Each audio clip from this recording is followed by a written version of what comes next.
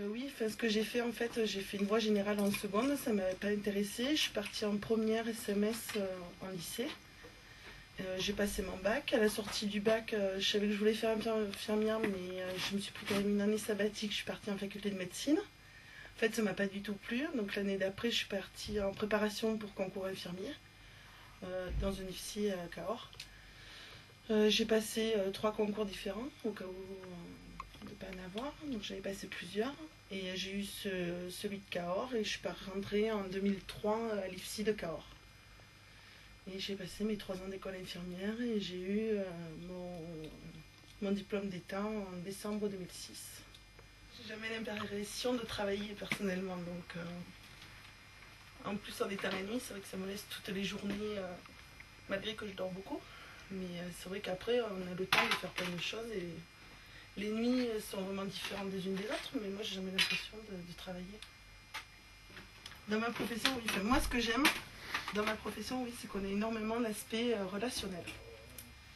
C'est vrai qu'autant on peut parler de la pathologie avec le patient, autant on peut parler de sa vie privée, de sa vie personnelle. C'est vrai que c'est une part de la confiance entre le professionnel de santé et le patient. Et c'est ce qui fait le fait qu'on puisse prendre soin de la personne, et c'est ça qui est vraiment intéressant. J'embauche à 9h, je prends mes transmissions avec ma collègue de nuit. Nous sommes une infirmière et une aide-soignante. Donc on prend les transmissions, après on discute entre nous, parce que souvent en fait elle a toujours fait la nuit d'avant, ou moi j'ai toujours fait la nuit avant. Donc on reparle un peu des soirées qui se sont passées la veille.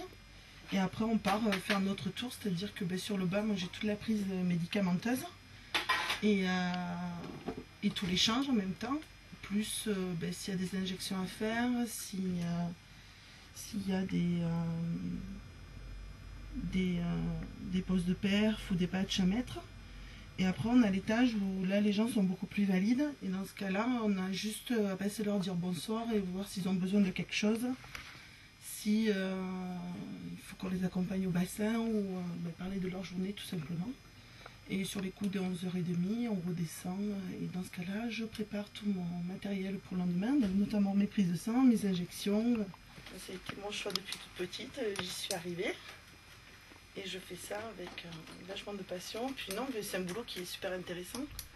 On a toutes les pathologies diverses et variées, d'autant plus en étant en centre de repos de convalescence. Donc c'est vrai qu'on a des patients de toute orientation. Et le patient est unique à chaque fois, et les nuits, il n'y en a aucune qui se ressemble. Donc c'est ça qui est super intéressant.